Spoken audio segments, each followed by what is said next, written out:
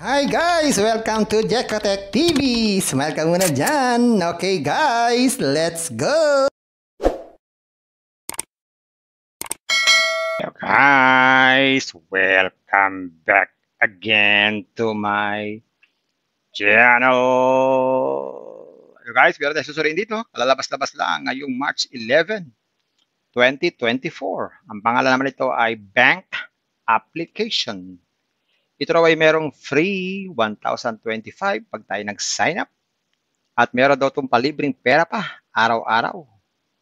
At pwedeng withdrawin everyday daw. Sasamahan niyo ako guys sa ating surin itong application na to. Pero bago yan, baka naman di ko pa kayo friends sa YouTube. Please click the subscribe button and also the bell button para naman ma-notify ko kayo kung meron akong bagong video. And also share and like sa mga mahilig kumita ng free online. At sa mga nandyan na gusto lamang magsuri, pwede rin mag-register, magsuri. Maganda ngayon, marami nagsusuri sa sari-saring application na lumalabas sa ating internet world. Again, dito commercial, hindi rin to promotion, hindi rin to advertisement para sa bank app. Sadya lamang sinusuri natin ang sari-saring application na lumalabas sa ating internet world. Hindi para sila ay promote. Kaya, let's go na!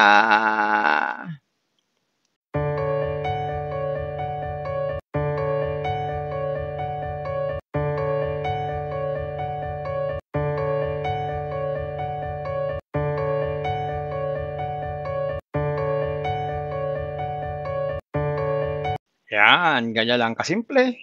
Cellphone number, password, tsaka yung captcha. Click natin itong register. Ayan guys, lumabas dito. Meron agad tayong 1,025 na investment.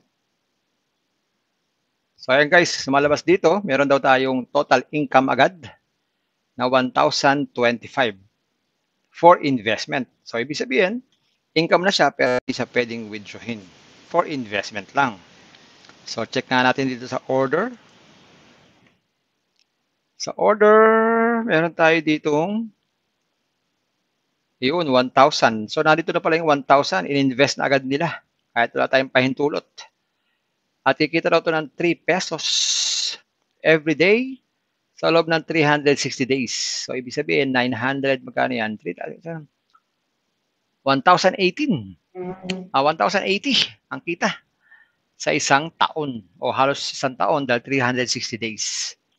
So check nga natin kung magkano ang minimum withdrawal dito. Ayan. So minimum withdrawal ay 100. Arrival daw ay within 24 hours at pwede daw mag-withdraw 724 o every day, anytime. At wala raw fee.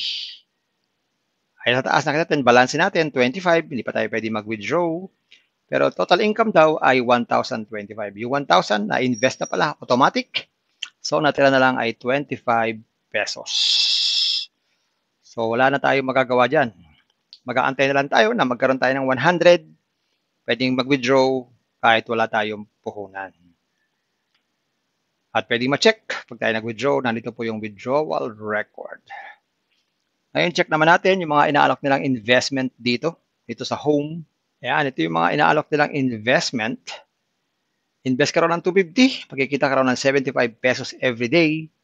60 days daw. So, ibig sabihin, 4 na araw, mababawi yung puhunan. May tubo kang 50 pesos plus 20 pesos plus yung 3 pesos every day. So, 4 na araw, bawi. Mayroon ka pang tubo. Ang susunod naman ay 500 daw, 175 ang daily, ganun pa rin. 4 na araw, bawi ang puhunan, may tubo pa. Yahoo! Yahoo! Susunod ay 1K, 370 naman ang daily. Bawi rin in 4 days, tumutubo ka pa. Yahoo! Yahoo! Susunod ay 3,000. 1,170 ang araw-araw nakita, 60 days din. 3 days, bawi ang puhunan. So, mas mabilis ito. 3 days, bawi. Meron kang tubo pa.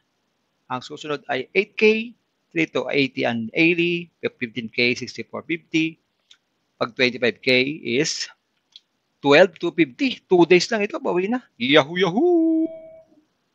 Pag naman 48K, 26.4, 2 days din, bawi ang puhunan. Yahoo! Yahoo! Simple lang para makapag-invest. Try nga natin. Click natin itong buy. Yan, mamimili ng gateway. Isa lang naman ang gateway. Tapos click ang buy. Gcash. Maglalagin tayo sa Gcash natin. Ayan, click natin itong next. Yan, scan daw itong QR code. Pag na-scan, yun, meron na tayong investment na yun. Everyday, pwede na tayong mag-withdraw. So, sa withdrawal, bago mag-withdraw, dapat nakalagay na po ang ating mga bank info. Click natin itong me. Click itong bind bank card. Lagay po ang ating account name, account number, at saka pili po ng bank.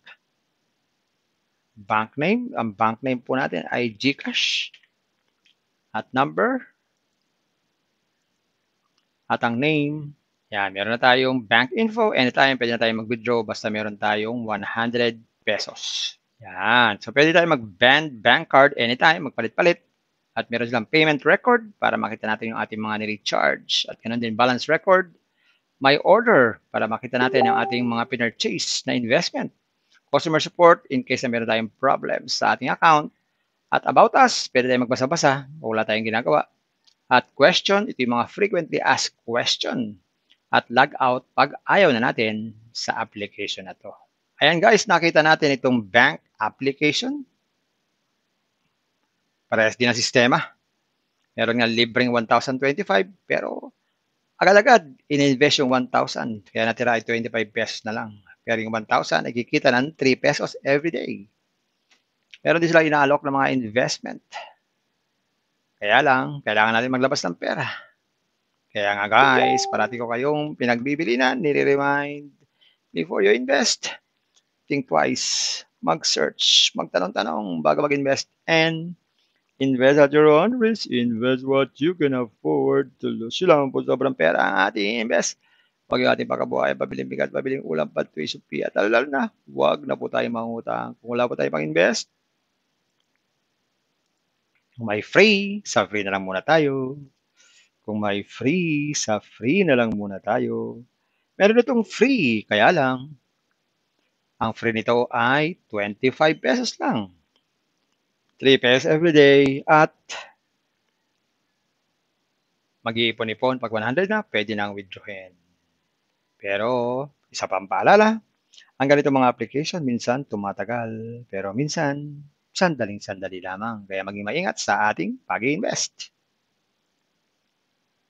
Isa pa pong paalala, sabi po sa 1 Timothy, Chapter 6, verse 10, for the love of money is a root of all kinds of evils. It is true, this craving that some have wandered away from the faith and pierced themselves with many pangs. Totoo po ito. Ang pera ay importante sa atin yan para makabili tayo ng bigas, ulam, makapagbayad ng tuition fee, kotse, damit, bahay, at iba pa. Pero isang babala. Yan po yung pinagbababala sa atin, itong for the love of money o pag-ibig sa salapi. Huwag tayo masyadong magumon sa salapi. Dahil na po baka yan na po ang ating maging priority natin sa buhay. Puro pera-pera. Yan na tawag nating love of money. Pwede tayo makagawa ng sari-saring kasamaan dahil yan po ang ugat, yung pagmamahal sa pera. Kaya iba nating kasama ay wala na sa pananampalataya at sila ay napariwara na. Kaya maging maingat. Tingnan natin, balansahin ang buhay. Baka tayo nagmamahal sa pera. Ingat po lagi. Paalala po ito sa banal na kasulatan. Bye-bye. Ingat tayo sa pag-invest. Bye! Hi guys! Welcome to Jekotech TV! Smile ka muna dyan! Okay guys, let's go!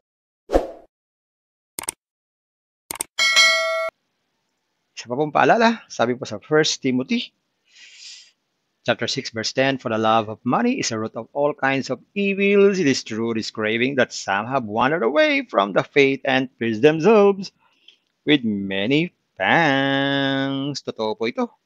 Ang pera ay importante sa atin yan para makabili tayo ng bigas, ulam, makapagbayad ng tuition fee, kotse, damit, bahay, at iba pa. Pero isang babala. Yan po yung pinagbababala sa atin, itong for the love of money o pag-ibig sa salapi. Huwag tayo masyadong magumon sa salapi. Dahil yan na po baka yan na po ang ating maging priority natin sa buhay. Puro pera-pera. Yan na tawag nating love of money. Pwede tayo makagawa ng sari-saring kasamaan dahil yan po ang ugat, yung pagmamahal sa pera. Kaya iba nating kasama ay wala na sa pananampalataya at sila ay napariwara na. Kaya maging maingat. Tingnan natin, balansehin ang buhay. Baka tayo nagmamahal sa pera. Ingat po lagi. Paalala po ito sa banal na kasulatan. Bye-bye. Ingat tayo sa pag-invest. Bye!